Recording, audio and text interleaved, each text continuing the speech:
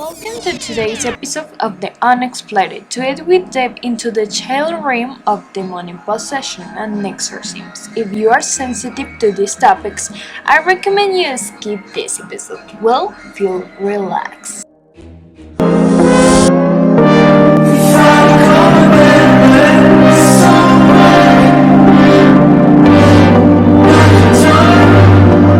We are now connected with some very particular people. Alright, for this exploration we assembled a team of experts to shed light on this complex phenomenon. Juan David, practitioner of witchcraft.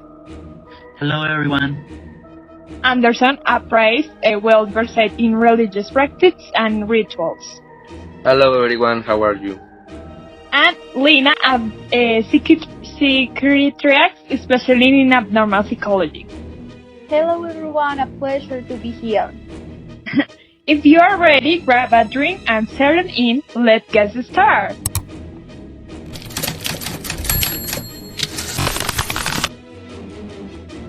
First, understanding possession. Juan David, what exactly is a demonic possession and how does it differ from, say, encourage a ghost? Okay, demonic possession is the belief that a demonic entity takes over a living person, influence their behavior, thoughts, and emotions. It's a concept that has been around for centuries across many cultures. Now, encountering a ghost is typically described as a feeling experience, like seeing a profession or feeling a strange presence. Possession, on the other hand, is believed to be a more prolonged and impactful experience. Okay, Anderson, can you add something from a religious perspective? From a religious perspective, demonic possession can be seen as a battle between good and evil. Demons are believed to be evil spiritual entities that seek to tempt and corrupt people. Possession can be seen as the most extreme form as this demonic influence. Okay, Lena, what can you tell us about possession from a psychological perspective?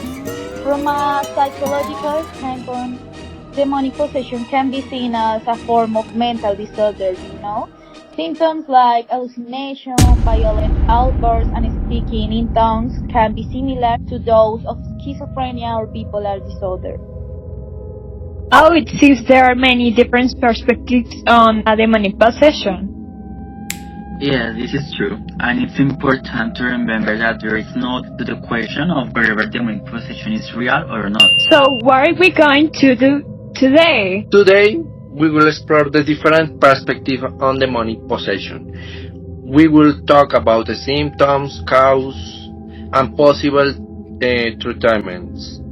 We will also discuss some famous cases. Okay, let's start with the symptoms. Juan David, can you tell us about that? Yes, of course. There are a number of symptoms commonly associated with demonic possession, including behaving violent or self-destructively, speaking in tongues, experience hallucinations or delusions, displaying unusual physical strength, and having aversion to religious symbols. Those are serious symptoms. Is there anything else we should do about demonic possession? As I said before, it's important to remember that these symptoms can also be caused by other conditions like mental disorders or physical illnesses. Anyone experiencing these symptoms should be evaluated by a doctor and a mental health professional. It's important, it's necessary. Of course. Thank you for that information, Juan David and Lina. In the next section, we will talk about the causes of a demonic possession. Okay, continue with symptoms of possession. Now, let's talk about the symptoms. Anderson, Lina, Juan David, what are some of the common symptoms associated with a demonic possession? It's okay, I'm going to start with answer that. From a religious perspective, some potential things might include speaking in tongues, unusual physical feats of strength, and a sudden aversion to religious symbols. However, it's important to remember that this interpretation can be subjective. Oh yes, absolutely. From a psychological standpoint, some symptoms could be mimic possession, such as hallucination, violent outbursts, and speaking in gibberish. This could be signs of underlying mental illnesses or neurological conditions. That's a good point, Lena. It's crucial to have a true medical and psychological evaluation before attributing anything to a possession. Oh yeah, checkpoints and around. So it just seems critical to approach these cases with an open mind. Also with healthy dose of skepticism. Types of demons and entities. Lina, with so many stories of a possession, are the different types of demons or entities involved based on psychology or even religion? Okay, that's an interesting question. In psychology, we don't categorize entities, but some theories suggest that possession-like experience could be triggered by exposure to extreme trauma or past experience, manifesting in unusual ways. There are tempting demons, demons of skinness, or demons of light. These are by their nature. They are also categorized by religion, cultures, as for example the fallen demons like Satan, or the spirits of nature. Like the nymphs or the elves, no? Yes, exactly, or giants and fighters, yes. Also mythological or folkloric figures created by the human mind, like the patasola here in Colombia. I don't know if you know of others. Oh, sure, like the Llorona in Mexico or the Loch Ness Monster. That one is from Scotland, right? Yes, yes. I knew it. Oh, I forgot. There are also recurring figures in movies, video games, and literature. I would dare to say that the best known is Pennywise, you know? Who doesn't know the horrible clown that causes nightmares to children? Oh, Chucky gave me nightmares. Oh my god, me too. He was so horrible. I also remember the Nun or Samara Morgan, the Hope Cure. Oh, like Beetlejuice movie, he was a ghost and inspired lies and deception. His job was to precisely and exist in living, helps ghosts into drive out living beings in our home, or other Freddy Krueger that is spiritual that haunts in dreams. Yes, exactly. These are all demons of popular culture. Anderson, from your point of view, what do you think? From a religious viewpoint, there might be different classification of demons. However, the existence of these entities remains unproven by science. It's important to note that religious beliefs about the nature and hierarchy of demons can vary greatly. Interesting point, Anderson. Perhaps we can explore specific cases later and see if the supposed demonic activities odds with any particular religious beliefs. That's a great idea, Juan David. Let's keep that in mind. Okay, protection from evil this now. How can we protect ourselves from these entities if they exist? Okay, thanks for this question. I love it. Why there's no guaranteed protection against something unproven, right? Yeah, some cultures have religious practices they believe offer protection, but the effectiveness is subjective. It depends. Really subjective. For example, fight and prayer. Surely more than one of you here, when you hear an unusual or paranormal noise in your house, the first thing you do is pray. Don't lie to me. It's true, get scared and start praying. I told them. Another very common is also the use of religion objects, such as crucifixes and holy water, amulets, and symbols of protection, such as the tree or life or the Star of David. I am a firm believer in the objects you just mentioned and in the power to absorb and give energy. For me, it's so important, this kind of objects in my daily life. Yes, many people believe that. Other is exorcism, of which Anderson is really an expert. You are right. I'm finally made. Yes. Yes. 11 minutes later. Oh, okay. And finally, meditation. It's a practice that consists of training and calming the mind. Although I personally have a mess with this. I recommend you to watch the video Catechesis of Halloween of Fry Nelson, where he talks a little bit about it. It's worth watching. I recommend you, really. Okay, it's important and it's also important to be mindful of the potential dangers of rituals or practices that claim to expel demons. If someone is struggling, seeking professional medical or religious help is the fastest course of action. Okay, interesting. Now, what can be possessed? Anderson, this fascinating question, can you anything be possessed or is it limited to living beings? There are a lot of things that can be possessed. In some religious beliefs, possession can extend beyond living beings to objects and places. However, there is no scientific evidence to support this claim. Yes, the idea of inanimate objects being possessed is baseless. It's more like the experience related to possessed objects are due to factors like suggest psychological effects or deception, in fact. So, could we say the possession in many cultural religions phenomenon with a real scientific basis? I wouldn't say that entirely. Some cases like a clear scientific explanation. True, but the absence of a scientific explanation doesn't mean possession is real, you know? What about the possibility of animals being possessed? I repeat, it can be subjective.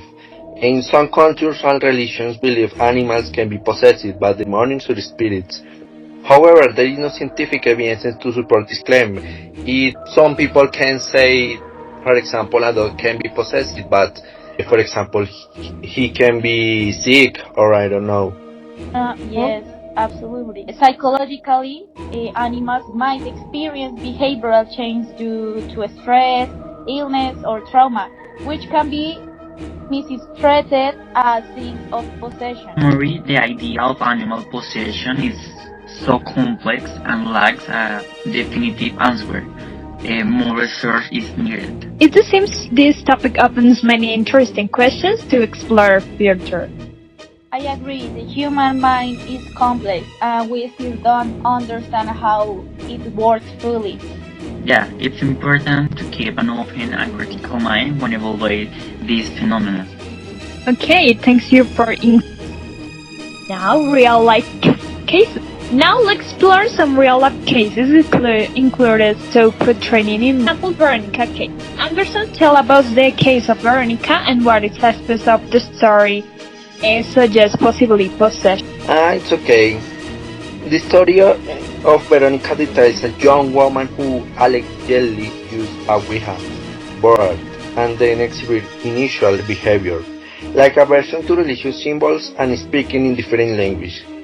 This case was in Spain, and people and companies of movies started to make a movie about this case. Oh, interesting. Lina, Juan David, where you talks of Veronica case, could you be a possession or this another explanation? Well, I think Veronica's behavior could be explained by factors like trauma, disturbances, or even a form of mass hysteria if others were involved. Additionally, the Ouija board itself could have triggered psychological responses or hated suggestively. Absolutely. It's also important to consider the power of suggestion. If someone believes they're possessed, they might exhibit behaviors that align with those expectations. Yeah, that's a good point, Juan David. So this case of Veronica is open to interpretation. Yes, so let's continue with the formal for the Emily Rose case. I'm going to give you a bit of context about this young woman. Annalise Michael, a young German woman diagnosed with epilepsy at the age of 16, experienced a number of unusual phenomena, including aversion to religious objects and voices in she heard. Her family and she were very Catholic. Convinced of being possessed, she and her family sought help in the church, where they began exorcism sessions led by the priests Ernst Alf and Arnold Renz. 11 months and 16 exorcism sessions, and release date at the age of 23 from malnutrition and dehydration, weighing only 13 kilos. This is a Oh, sadly. yeah, I really hear sad. about it. In the movie, she was possessed by night demons. Is this true? Yes, in fact, they say that she named it 6 entities. Or much the illustration changes from the movies and real life, no? Yes, this case was quite controversial as it is thought that it was not a case of possession. In fact, the parents and the priest were accused of negligence. Oh my god, this case is really impressive. So, Yes, really, now, really impressive. yeah, now media and misinformation. These cases of exorcisms that have become films and other fascinating look at phenom that is intriguing humanity for centuries. While these films can be entertaining and scary, it's important to remember that they aren't always true that reality. Absolutely, Maria Paula. Movie companies often sensationalize these cases for entertainment purposes. And advances in health and technology have contributed to explaining many phenomena that were once attributed. Okay, excellent points all around. So it just seems critical to evaluate these stories with a critical eye. Yes, Okay, always. now, conclusion. Well, this has been fascinating exploration of demon possession and exorcisms. While there aren't easy answers, we explore the concept from different perspectives. Remember, if you are experiencing unusual phenomena, skipping professional medical or psychological help is always the necessary course of action. Thank you, experts Juan David, Anderson, and Lina, for joining us today. Okay. Thank you very much for this invitation. It's an honor to be here and share my knowledge with such great people, and I hope it is the opportunity to give more space of these kind of topics. For me, it's so important create a new strategies and create new programs to talk about of these topics. So important for me. No, thank you, Paula, for the invitation. I'm grateful to be able to share this information with you. Please remember to focus a lot on your mental health. Seek professional help first before making any speculation. And well, that's all. Thank you very much from the bottom of my heart. It's okay, people. Thanks for the space. God bless and listening of professional perspective about paranormal things. I hope you were enjoying it. Kisses, kiss to everybody. Okay, bye, people. Bye! Bye, people.